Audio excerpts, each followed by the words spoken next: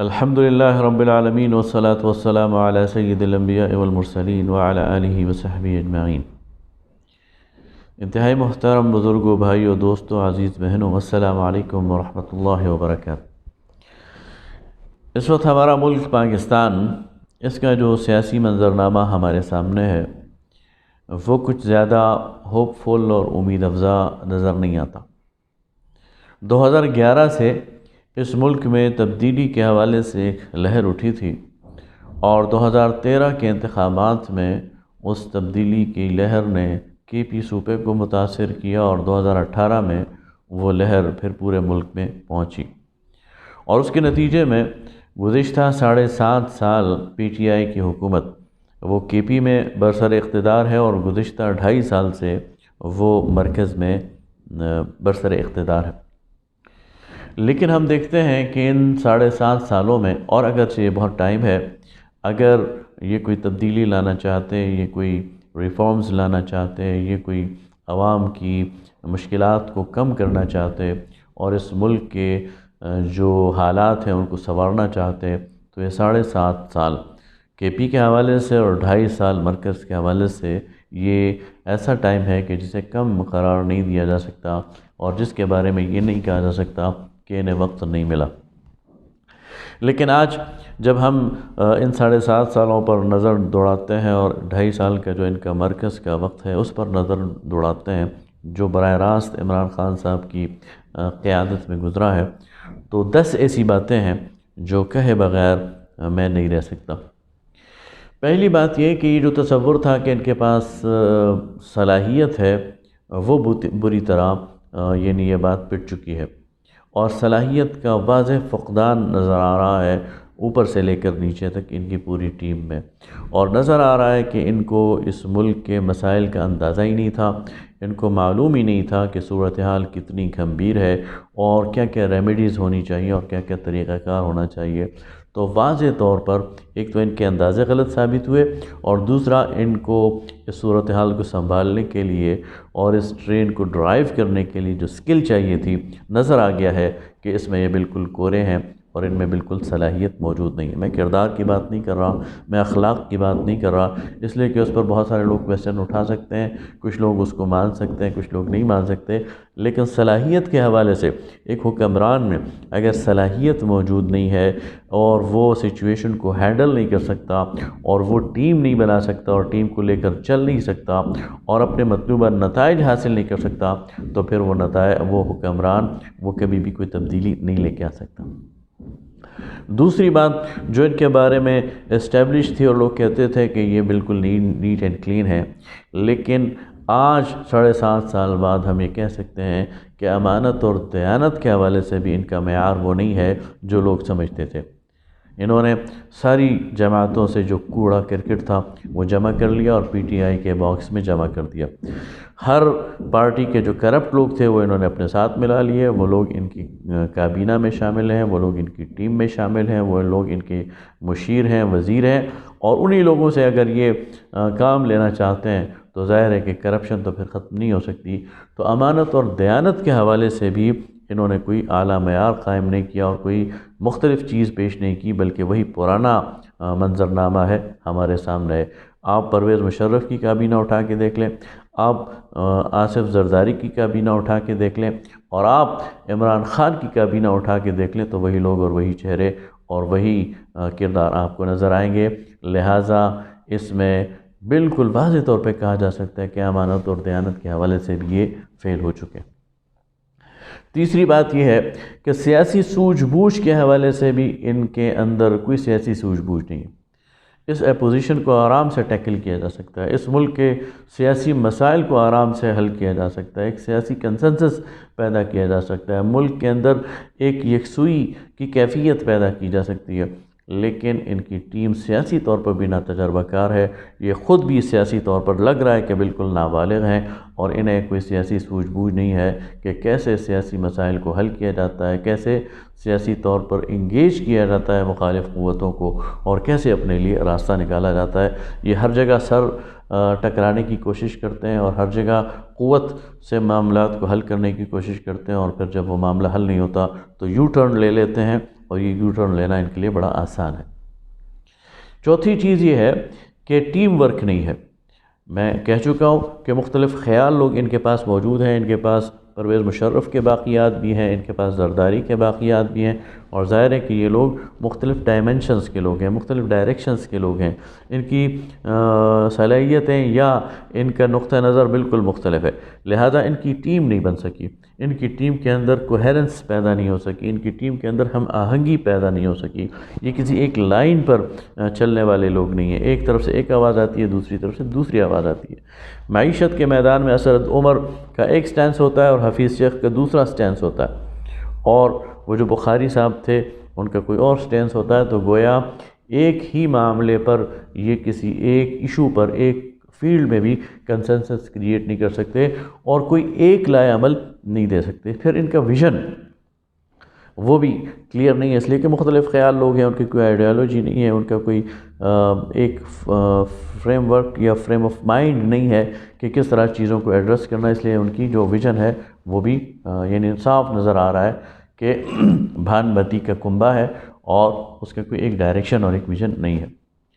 پانچویں چیز یہ ہے کہ خارجہ امور کے حوالے سے بھی یہ مکمل طور پر ایکسپوز ہو گیا اور ناکام ہو گئے۔ پاکستان آج جتنی آئسولیشن میں ہے اس سے پہلے نہیں تھا۔ ایران بھی ہم پر اعتماد نہیں کرتا، سعودی عرب بھی ہم پر اعتماد نہیں کرتا، ترکی کو بھی ہم نے ناراض کر دیا ہے، ملائیشیا بھی ہم سے دور ہو گیا ہے، اور ہمیں سمجھ نہیں آ رہی کہ ہم اپنے کارڈز کیسے کھیلیں اور بین الاقوامی طور پر پاکستان کو ایک عزت کا اور ایک وقار کا مقام کیسے دلائیں۔ حالانکہ پاکستان واحد مسلم ملک ہے جو ایٹمی پاور ہے، پاکستان وہ واحد مسلم ملک ہے جس کے پاس ایک بہت اچھی آرمی ہے۔ پاکستان کی جیو پولیٹیکل جو مواقع ہیں، جو اس کا جیو پولیٹیکل اس کی پوزیشن ہے، وہ اتنی زبردست ہے کہ پاکستان پورے عالم میں ایک زبردست کردار ادا کر سکتا ہے۔ پاکستان کے پاس وسائل کی کمی نہیں ہے، پاکستان کے پاس انفراسٹرکچر اس کا بہتر ہو سکتا ہے اور پوری دنیا کی یہ ہب بن سکتا ہے، لیکن اور پوری دنیا کی سیاست یہاں سے گھوم سکتی ہے، لیکن ہم بری طرح سیاسی یعنی خارجہ پالیسی پر بھی ناکام ہوئے۔ کشمیر کا جو صورتحال ہے وہ ہمارے سامنے ہے کہ بھارت نے بڑی ڈھٹائی کے ساتھ جو 370 آرٹیکل ہے اس کو ختم کر کے مقبوضہ کشمیر کو ضم کر لیا ہے اپنے اندر، اور ہم کچھ بھی نہیں کر سکے، اور آج تک ہم اس پر بالکل ناکام نظر آ رہے ہیں۔ تو گویا ہماری خارجہ پالیسی جو ہے وہ مکمل طور پر ہمیں ناکام نظر آتی ہے۔ چھٹی بات یہ ہے کہ اس ملک کی جو اقتصادی صورتحال ہے وہ بھی دگرگوں ہے اور مزید نیچے جا رہی ہے۔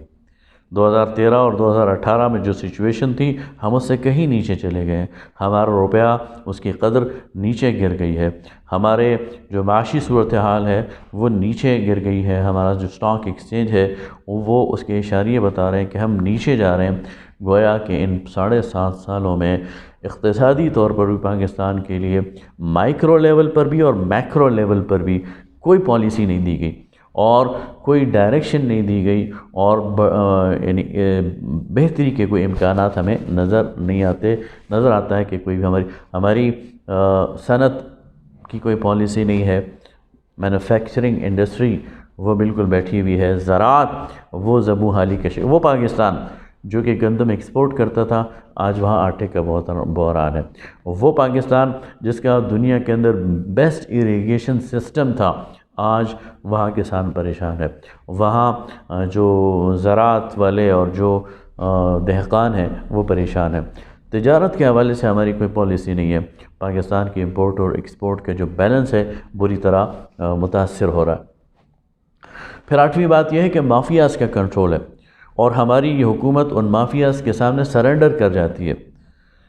شوگر مافیا ایکٹیو ہوتا ہے، ہماری حکومت سرنڈر کر جاتی ہے۔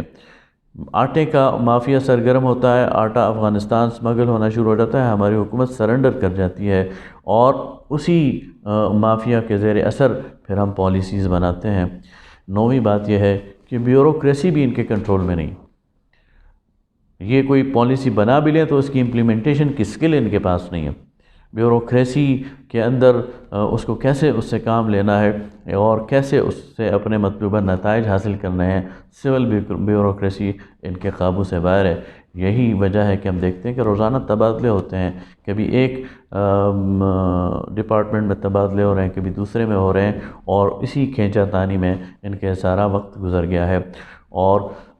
خاص طور پر پولیس وہ بھی ان کے کنٹرول میں نہیں ہے، شتر بے مہار بنی ہوئی ہے۔ پنجاب جو ان کا اپنا صوبہ ہے جس میں یہ برسر اقتدار ہے، وہاں ان کا آئی جی یہ کئی دفعہ چینج کر چکے ہیں۔ لاہور کی مثال لے لیں تو اس کا جو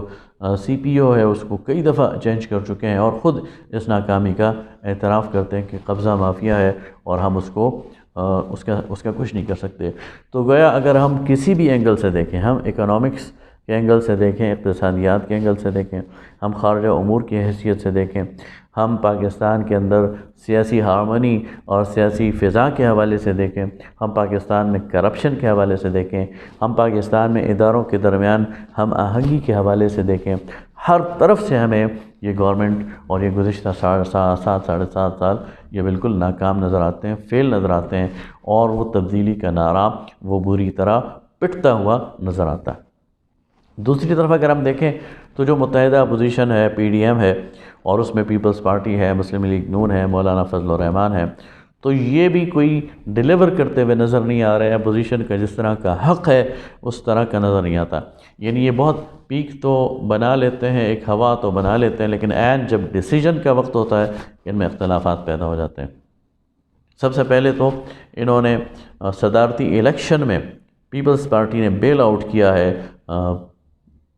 پی ٹی آئی کو۔ اگر صدارتی الیکشن جو پہلا ان کا ٹیسٹ کیس تھا اس میں اپوزیشن اکٹھی رہتی تو آسانی کے ساتھ اپوزیشن ٹف ٹائم دے سکتی تھی، اور یہ ممکن تھا کہ عارف علوی وہ صدر نہ بن سکتے اور اپوزیشن کا نمائندہ کامیاب ہو جاتا، لیکن پیپلز پارٹی نے وہاں پر ایک علیحدہ سٹینڈ لے کر اپوزیشن کو عملاً تقسیم کر دیا۔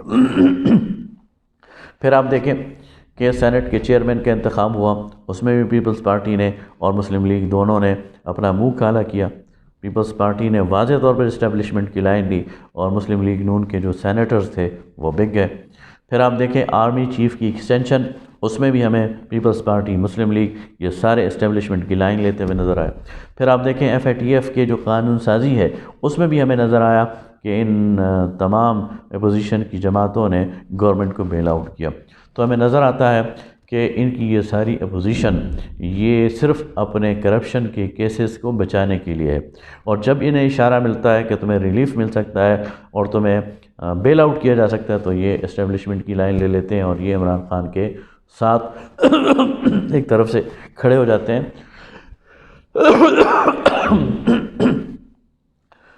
آپس میں اس پوزیشن میں عدم اعتماد ہے، متضاد بیانات دیتے ہیں، ایک دوسرے کے بعد وقت خلاف بات کرتے ہیں، اور اگر یہی صورتحال رہی، اپوزیشن اسی طرح رہی، تو بڑے بڑے جلسے تو یہ کرتے رہیں گے، لانگ مارچ بھی یہ کر لیں گے، اسلام آباد بھی آ جائیں گے، لیکن تبدیلی نہیں آ سکتی۔ یہ صورتحال اسی طرح رہے گی، سینٹ کے الیکشن بھی ہو جائیں گے، اور وہاں پر پی ٹی آئی کو اکثریت بھی مل جائے گی، اور 2023 کے انتخابات بھی ایسے ہوں گے، اور لگتا ہے کہ پھر 2028 میں بھی یہی صورتحال ہوگی اگر اپوزیشن کی یہی صورتحال رہی، ان کے اندر اسی طرح کی منافقت رہی، ان کے اندر اسی طرح اپنے کرپشن کے کیسز کو بچانے کا ان کا ہدف اول رہا، تو پھر یہ اس ملک کو اسی حال میں اور اسی دلدل میں اور اسی کنویں میں پھینکتے چلے جائیں گے۔ اور لگتا ہی یہی ہے کہ ان کا جو یہ نعرہ ہے کہ ووٹ کو عزت دو، تو یہ ووٹ کو عزت دینے والی بات نہیں ہے، بلکہ اپنے آپ کو عزت دلوانا چاہتے ہیں، اور اپنے کرپشن کے کیسز کو یہ ہٹانا چاہتے ہیں۔ تو یہ ملک کی بدقسمتی ہے۔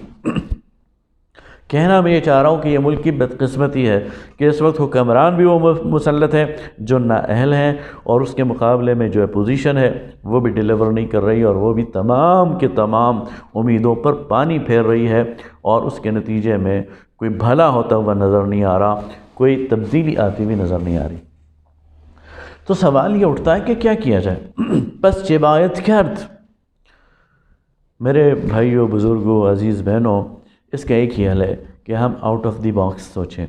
ہم نکل آئیں اس موجودہ گورنمنٹ اور اپوزیشن کے اس سارے منظرنامے سے، اور ہم کچھ نیا سوچیں۔ اس پاکستان کے حالات اس درجے پہ پہنچ چکے ہیں کہ ناؤ اینڈ نیور، اب یا کبھی نہیں۔ اب اس پاکستانی قوم کو فیصلہ کرنا ہوگا، اور اس قوم کو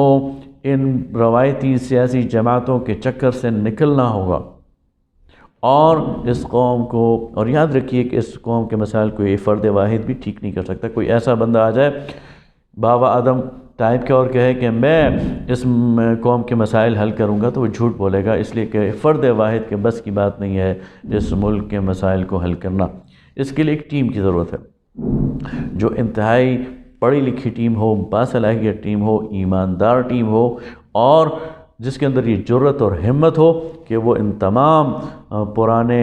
اس میس کو صاف کر سکے، اس گند کو صاف کر سکے، اور اس ملک کو آگے لے کے چل سکے، جو قائد اعظم کے ویژن کے مطابق، علامہ اقبال کے اس تصور اور اس خواب کے مطابق اس قوم کو لے کے چلیں، اور اس ملک کو ایک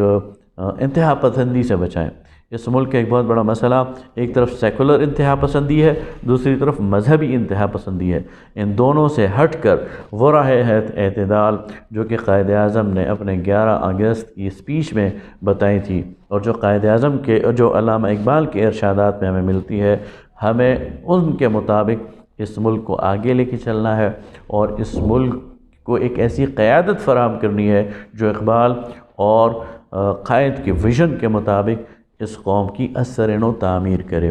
اور اس کو اس زوال سے اور اس دلدل سے اور اس کنویں سے نکال کر اقوام عالم میں اس کو ایک عروج عطا کرے۔ وہ تمام سیاسی جماعتیں جن کا ایک ماضی ہے، اور جن پر ماضی کی بہت ساری لائبلٹیز ہیں، جنہیں عوام کے سامنے جواب دہ ہونا پڑ رہا ہے، اور وہ شاید اس ملک کے مسائل کو حل نہ کر سکیں، ایک نئی قیادت کی ضرورت ہے،